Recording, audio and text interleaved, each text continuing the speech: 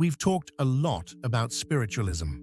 Some people have developed the skills to see the dead, while others can communicate with, feel, or hear them. Some individuals even have the ability to predict things or astral project, which means floating out of their bodies. So, what are some ways for everyday people who don't possess any special abilities? Well, the most common method would be to use a Ouija board. But beware, when dealing with spirits, one must follow the instructions perfectly. Otherwise, there can be dire consequences. Let's dive into it. The Ouija board, often referred to as a spirit board, became popular in the United States during the late 19th century, coinciding with the rise of the spiritualist movement. Originally marketed as a parlor game, it is believed to have been first introduced by Elijah Bond in 1890. The board features the alphabet, numbers 0 to 9, and words like yes, no, and goodbye, with participants using a planchette to spell out messages from the beyond.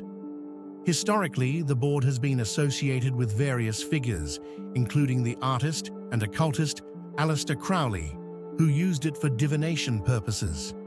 Many celebrities have also reported using the board, such as actress Whoopi Goldberg, who described her experiences in interviews, suggesting it can be a genuine means of connection to spirits. However, the Ouija board is steeped in controversy and rumors, with some users claiming to have encountered malevolent spirits. A well-documented incident involves the actress and singer Demi Lovato, who spoke about her frightening experiences with the board, suggesting that it opened a door to darker forces, ultimately causing her distress and anxiety. When using a Ouija board, several rules and guidelines should be followed to ensure a safer and more respectful experience. First and foremost, it is recommended to have at least 2 participants, as this creates a supportive environment for communication. The board should be set up in a quiet, dimly lit space where participants won't be disturbed, ideally in a location with spiritual significance or a calm atmosphere.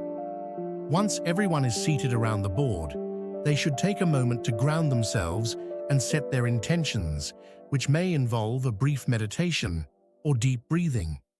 To begin, participants should lightly place their fingers on the planchette without applying excessive pressure. It's best to start with a simple question, such as, "Is anyone here with us?" or "Can you show us a sign?" Participants should remain patient and allow the planchette to move naturally, whether influenced by their subconscious thoughts or by external spiritual forces. Once the session feels complete, it's crucial to formally close the communication by saying goodbye. This helps prevent any lingering attachments from spirits. Participants can ask various types of questions, but it's advisable to avoid negative topics, particularly if they lack experience. Not following these instructions can lead to unsettling consequences. One particularly chilling account involves a group of friends who decided to use the board alone. They experienced a series of unexplainable events, including objects moving in their home and eerie noises at night, prompting them to seek help from paranormal investigators. One of the most compelling accounts comes from a group of friends who decided to use a Ouija board during a camping trip. As they began to communicate, the planchette started moving erratically, spelling out the name of a young girl who had reportedly drowned in the nearby lake many years ago. The friends felt an overwhelming chill as the board revealed personal details about the girl's life, leading them to investigate further. They later learned that the area was indeed haunted, and their experience seemed to validate the girl's tragic story.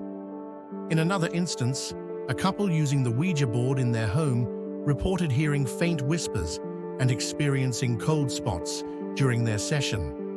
They asked questions about their future, and the planchette consistently pointed to the same answer: Move. Encouraged by the messages, they decided to relocate to a new city, which led to exciting career opportunities and personal growth. They attributed their positive changes to the guidance they received from the board. However, not all stories end on a positive note, and YouTube has become a platform for many who document their Ouija board experiences, both successful and disastrous. For instance, YouTuber Sam and Colby, known for their exploration of the paranormal, attempted a Ouija session alone in a haunted location, which resulted in disturbing outcomes, including feelings of being watched and sudden temperature drops. Their failure to follow the two-person rule and properly close the session led to intense experiences that they later recounted with a sense of caution. Among the various spirits that users might encounter, there is an infamous entity often referred to as something starting with a Z. I'll address it as Z because most encounters with Z are said to be negative and unpleasant. Therefore, for the viewer's own protection, let's just call it Z. If you're interested, you can look it up to find its real name. This spirit has gained notoriety for its potentially malevolent presence. Many users report that Z can appear unexpectedly during sessions, often after inadvertently inviting it in.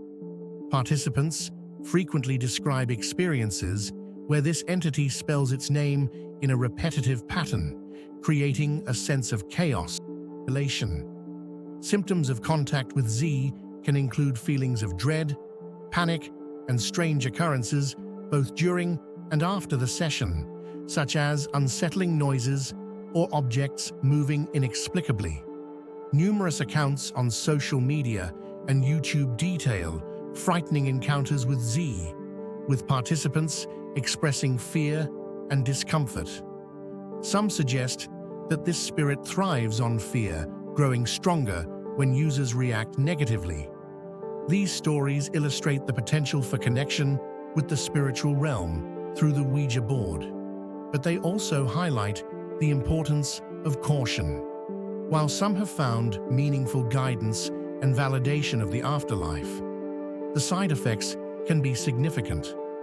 I do not recommend that skeptics or anyone curious about the board try it out, especially those who might resemble the bald guys in horror movies who recklessly engage in such activities without following proper instructions. If you genuinely seek to communicate with someone from the spiritual realm, desire immediate guidance, or are determined to find answers about the existence of the other side, it's vital to follow the instructions carefully and approach the board with respect. This caution is the primary purpose of this video, as the journey into the unknown can be both enlightening and perilous.